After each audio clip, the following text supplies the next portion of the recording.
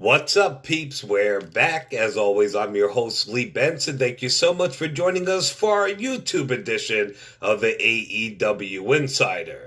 I'm thinking about maybe doing the show once a week. It's pretty much what I do now, but just doing like all the weekly news, pay-per-view shows, and putting it out like on a Sunday or Monday. So for now, going forward, I think I'm going to compile all the top stories of the week and just hit you with it at the end of the week or the start of the next one.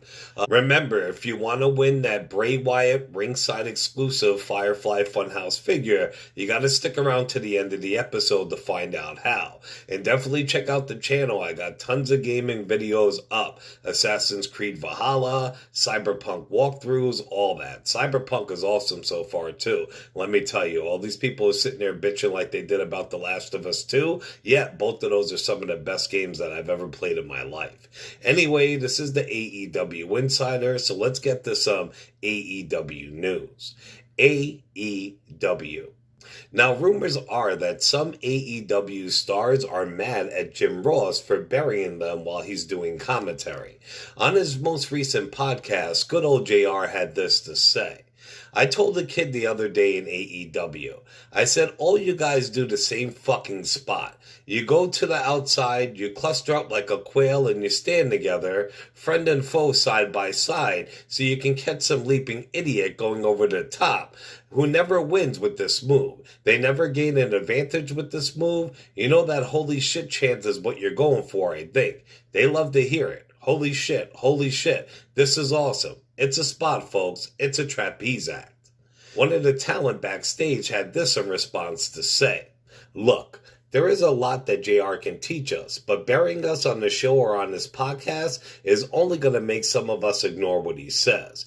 I grew up watching JR and he's the best, and we love it when he calls our matches, but maybe find a different way to criticize wrestlers in the ring. Everyone is doing what they have been taught. I agree that sometimes things need to be slowed down, but that won't happen when a guy who was supposed to help put us over is going out there and is publicly burying us.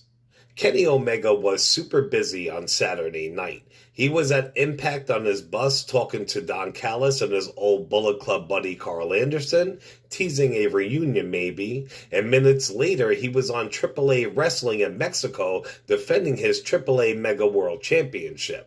Final Resolution was taped beforehand, so that's what made it possible, but it seems that Omega was not bullshitting, saying he wants belts from all over. Omega hit his opponent with the one-winged angel off the top ropes in the corner. It was pretty sick. On to WWE. Well, as you have heard by now, Vince McMahon sent Keith Lee back for training at the Performance Center. It wasn't just Lee, though. He sent him with a group of other big guys. It included Otis, Jordan Omabihin, I don't want to butcher his last name, but he was the big, tall doorman for Raw Underground, and he's AJ Styles' new muscle, and also Shane's Raw Underground fighter, Dabocado. So those four guys got sent down to PC. It is said backstage that Vince just does not see it in Keith Lee yet. It is said that Bruce Pritchard is telling Vince backstage that NXT does not train their talent right. Also, with no live fans, he can't get a proper judgment on him. So we do wish Lee and the other guys the best. I have a feeling that they'll all be back better than ever. In a recent interview, Triple H said that Undertaker might be coaching at the Performance Center sooner than later. Could this group of WWE big guys be the first class? If so, they're definitely in good hands. I think it's a good thing that Vince sends his big guys back in for improvement. We all know that Vince loves his big guys, so why not? You have to put the work in till they get better. If you remember, Braun Strowman a couple years ago was really frustrated and pissed off because he wasn't getting pushed in the company. He had a talk with Vince, and Vince said, hey man, I want to build you over time. Don't worry about being a champion this year or next year. Worry about it 5, 7, 10 years down the road. And it's working out pretty good for him so far. Paul Heyman has faith in Big E's single push. Heyman himself has said the New Day will be a footnote in Big E's career. If you are a big Karrion Kross fan, he and WWE are selling his first NXT World title on WWEshop.com. Actually, it's an auction for it. And as of last night, the bidding for it was over $2,000. So definitely check it out if you're a big fan of Karrion Kross and you have the ducats to buy it. While speaking with Renee Young on her podcast Oral Sessions, CM Punk briefly detailed the fights that he had with his wife AJ Lee at the time. They weren't even married yet. Punk just left the company, and that's when they sent the release on the day of his wedding. Punk said, "I don't know if anything changed. It was just hard. Being sued by this company, there were probably like a lot of arguments, a lot of fights that were just a manifestation of me being angry. It was hard on her, because she was still working with WWE at the time, and her neck got messed up. There was a lot going on, but obviously, it just made her stronger." On to Impact Wrestling. Well, Impact Wrestling had their final pay-per-view of the year Saturday night. It was Final Resolution 2020. I have a couple highlights of what I like for the pay-per-view. They did have the Knockout Titles match. It was Rosemary, accompanied by Taya Valkyrie, going against Deonna Purrazzo, accompanied by Kimberly, for the Women's Knockout Titles match. The two had a really good outing for their first face-off. I really dug it. It just sucks with Impact. I really liked it at first with no crowd there, and we'll talk about that later. They need to pump some more back in. Kenny Omega showed up with Don Callis. They were holding court on Kenny Omega's luxury bus. They actually had a talk with Carl Anderson. They were calling him by his New Japan Pro Wrestling name, Machine Gun. They got him all hyped up to win his match, and they said they wanted to see Machine Gun Anderson out there. Next up, we did have Ethan Page versus Carl Machine Gun Anderson. It was a very good match. I think some of them are boring to me at times because there is no crowd reaction, as I was saying before. It really hasn't bothered me in the past, but it seems that way with Impact as of late. Why? I don't know. I love Impact Wrestling, but I just don't like the vibe.